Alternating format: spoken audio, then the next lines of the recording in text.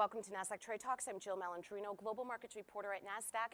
Joining us is Guy Hirsch, U.S. Managing Director over eToro. We're going to get his 2022 outlook on the crypto space. Guy, it's great to see you again. Welcome back to Trade Talks. Thank you for having me. All right, let's talk about what's going to help the adoption and accelerate the adoption of crypto as we go into the new year. I think one of the key accelerators would be NFTs. So NFTs would continue the diffusion of crypto into pop culture through art, through music, through all sorts of plays by Hollywood studios. So I think that would be the key driver to get crypto into the mainstream in next year. And Guy, why do you think NFTs have been gaining the popularity that we've seen in 2021?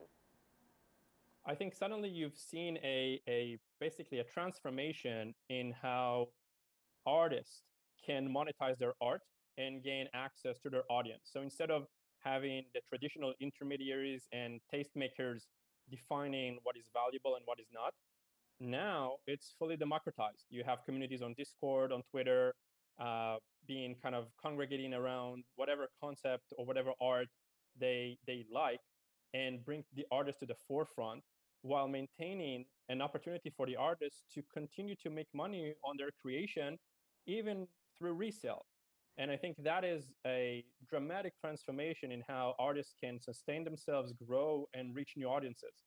Yeah, Guy, I would agree with you, and that's a really great point that you make, because there always has been that issue of everyone else profiting off of entertainers, even people in sports and music artistry, profiting off their likeness and nothing getting kicked back to the artist. So I think that's a great point that you make. But let's talk about global venture capital funding.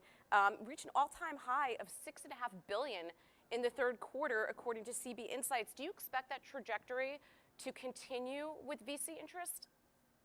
Absolutely. And going to crypto adoption, I believe today we've seen Sequoia Capital, one of the most prominent venture capital firms in the world, changing their Twitter bio from saying they invest in legendary companies to investing in legendary DAOs.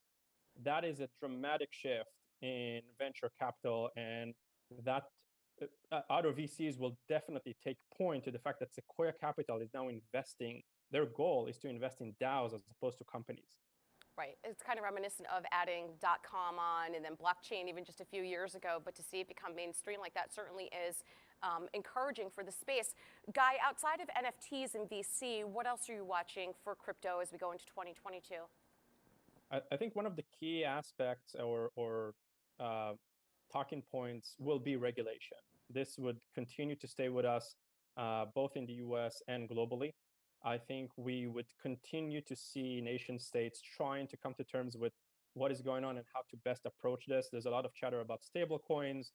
We're still on the lookout with what Meta will do with its cryptocurrency endeavors and their stable coin. So there's a lot of, I think, important discussions to have on how should we regulate this space. And we would continue to monitor this aspect of the industry very closely next year. Right, and let's wrap up with the results from eToro's third quarter retail investor beat. How are investors approaching inflation as it relates to their portfolios? And then Guy, how many of eToro investors hold crypto? So inflation is by far the most concerning aspect to investors right now, kind of globally, in terms of how to approach their portfolios. And we've seen that even though inflation is the most concerning aspect, in our survey, we've seen that 56% of investors say that they have not repositioned their portfolios despite the growing concerns of inflation. But I do think that as we get into 2022 and as inflation will continue to be with us, you will see investors take action.